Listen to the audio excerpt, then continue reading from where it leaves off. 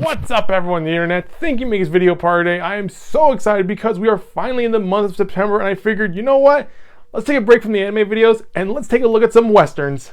And to start things off, we're going to be taking a look at one of my personal favorite western films, 3:10 to Yuma.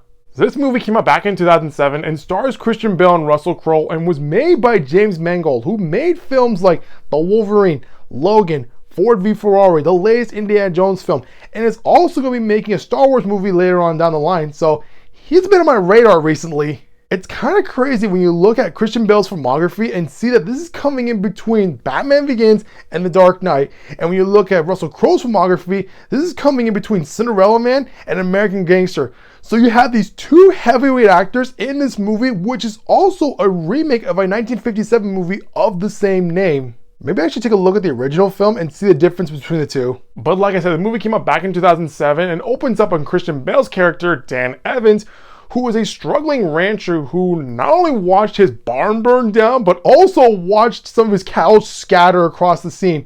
And at the same time, he also owes money to a wealthy landowner. So the next morning, while he and his sons are searching for the cattle, they come across a stagecoach robbery. Enter Russell Crowe's character, Ben Wade, who is the leader of this little posse, and when he finds out that there are witnesses to this crime, he does something that took me by surprise.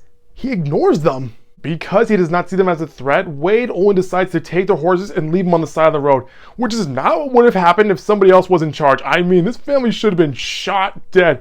But this just shows you that while Wade is a ruthless man, he also has a sense of honor in him. More on that later. Fast forward a little bit, Wade gets arrested while his gang's not around and has to be put on a 3:10 train to Yuma prison. Now this is where things get interesting, because while the task may seem simple, the train to Yuma is a few days ride from the location and is almost a suicide run given how the journey itself will likely get everyone killed. But because he needs the money to save his ranch, Evans decides to take up on this task in exchange for paying for his service. And the movie takes off from there as we watch these two characters along with several others go on this quest. One of the things that I really enjoyed was that even though these two characters are polar opposites, the two share some similarities because while Evans is an honest, hardworking rancher, Wade is someone who would put down one of his own men if need be, but at the same time, the two share some sort of mutual respect towards one another, and we see that respect evolve throughout the course of the story, because while the world will be a better place without Wade, Evans needs him in order to save his ranch. And the same thing goes for Wade, because while he can easily kill Evans at any moment, he knows that he's not going to last long enough in the wild and needs Evans in order to survive the journey. So you could say that their relationship throughout the movie is a I need you, you need me sort of thing, because while there are times where our backs are against the wall, there are also moments where one of these characters will surprise the other with an act of helpfulness. But even so, at the end of the day, Wade is a killer, and one of my favorite moments involves a fork and a little bedtime song because holy crap, not only is that scene gruesome, but it also makes you kind of giggle a little bit from the dark humor and just makes you see that this man is dangerous. Now, one of the other things that I really liked about this movie was that even though there are moments where our characters need to take a detour, the story never really strays away from its overall goal, which is to get Wade on the 3:10 train to Yuma.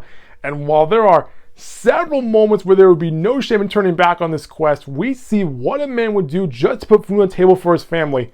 Very admirable, considering in those times, it was a very dangerous place to live in. I mean, with all the bandits, murderers, and outlaws roaming around the countryside, it was literally the Wild West. With that being said, even though I enjoy this movie, and I won't give you any spoilers, but I will say that the ending is bittersweet. It makes me wonder, how does this remake compare to the original? Because I really want to know the differences between the two and see what was different and what was the same. More specifically, the ending, because while I love the big climactic moment the story was building towards, the ending is very realistic and it's probably what would have happened if this were to play out in real life. And while you are baffled as to what just happened, in its final moments, the movie decides to do one last thing that sort of gives you a sense of relief. So overall, I really love this movie, and I love how the overall theme of it is trust, because it was trust that was keeping these two characters together, and it was also trust that made this journey possible. So if you're looking for something to watch, or if you're in the mood for some cowboy action, I highly recommend you watch this movie. And if you have the time, maybe check out the original. Well, that's going to do it for this video, guys. That was my overall review on 310 To Yuma. If you like what you saw, hit the subscribe button so you can get all these updates from this channel. I'll see you next time with a brand new video. Bye-bye.